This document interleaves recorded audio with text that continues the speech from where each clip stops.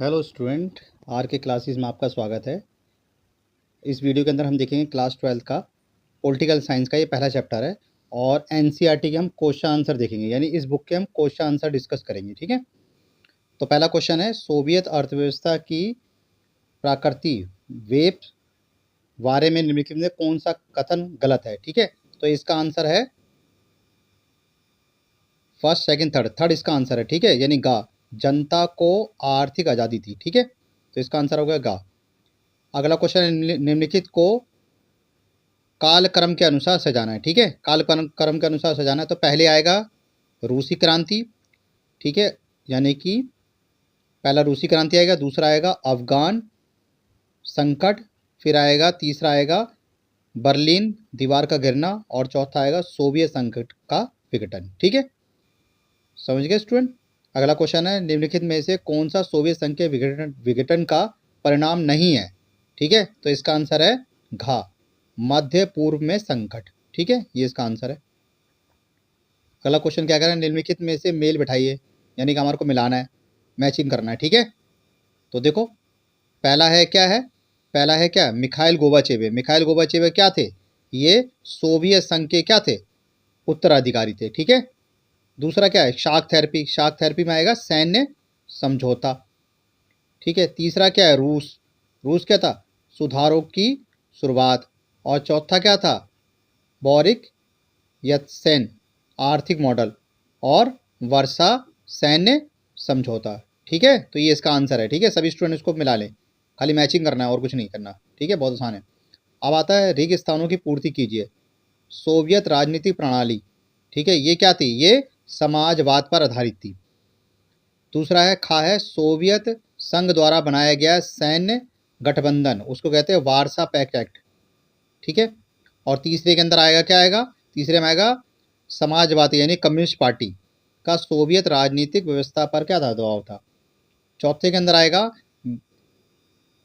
Mikhail गोबाचेवे ने 1985 में Soviet संघ में सुधार की क्या करी, शुरुआत करी। और लास्ट जो था उसमें आएगा बर्लिन की दीवार का गिरना, शीत युद्ध के अंत का क्या था, प्रतीक था।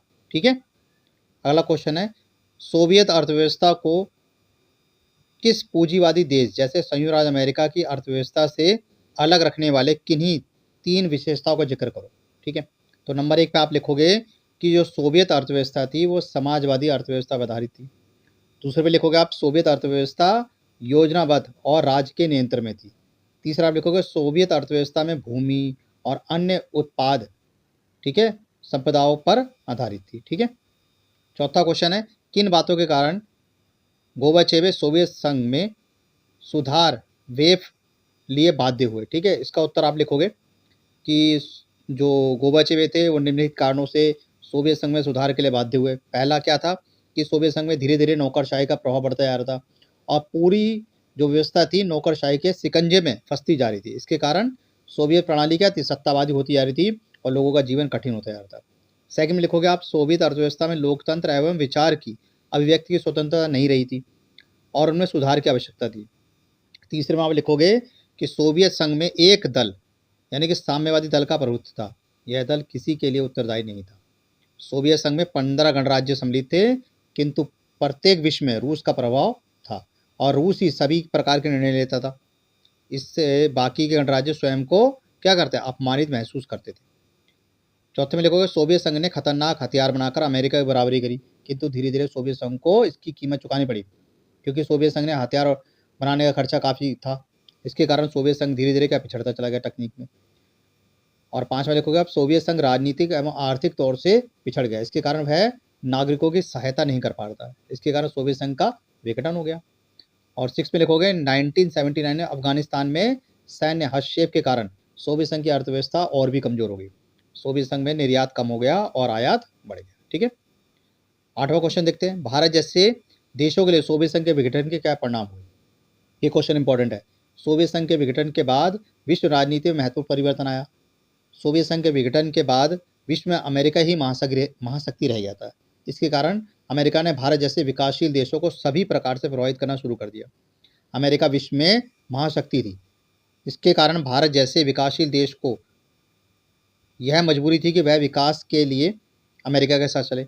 सोवियत संघ के विघटन से अमेरिका का विकासशील देश जैसे अफगानिस्तान, ईरान, इराक में आवश्यक हस्तक्षेप बढ़ गया। विश्व के महत्वपूर्ण संगठनों में अमेरिका प्रभुत्व कायम हो गया। इससे भारत जैसे देशों को उससे मदद लेने के लिए परोक्ष रूप से अमेरिकी नीति का ही समर्थन करना पड़ता था। ठीक है, तो ये क्वेश्चन थे 8 के 8 आपके कंप्लीट हो गए हैं। ठीक है, और चलो अगला क्वेश्चन देखते हैं। नहीं 8 नहीं 9वां भी क्वेश्चन है। शाक थेरेपी क्या थी? क्या साम्यवाद से पूंजीवाद की तरफ संक्रमण का यह सबसे महत्वपूर्ण तरीका था? शाक थेरेपी बहुत ही इंपॉर्टेंट क्वेश्चन है, सभी स्टूडेंट्स को जरूर कर लें।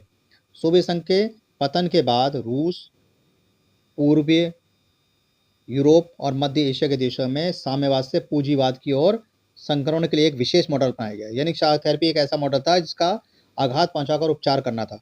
यह विश्व बैंक और अंतर्राष्ट्रीय मुद्रा कोष द्वारा अपनाया गया एक मॉडल था। साम्यवाद से पूंजीवाद की ओर ये मॉडल था। ठीक है, इससे रूस को क्या बहुत ज़्यादा मात्रा में नुकसान हुआ था। अगला क्वेश्चन 10वां। निम्नलिखित कथनों के पक्ष या विपक्ष में एक निबंध लिखिए। दूसरी दुनिया वैफ विघटन वैपवाद भारत को अपनी विदेश नीति बदलनी चाहिए और रूस जैसे परंपरागत मित्रता की जगह संयुक्त राज्य अमेरिका को दोस्त बनाने पर ध्यान देना चाहिए। तो आप लिखोगे दूसरी दुनिया के विघटन के बाद भी भारत को अपनी विदेश नीति बदलने की आवश्यकता नहीं है। भारत को अपने मित्र देश रूस से अच्छे संबंध बनाए रखने चाहिए, क्योंकि रूस सदैव भारत की क्या करता है, मदद करता है।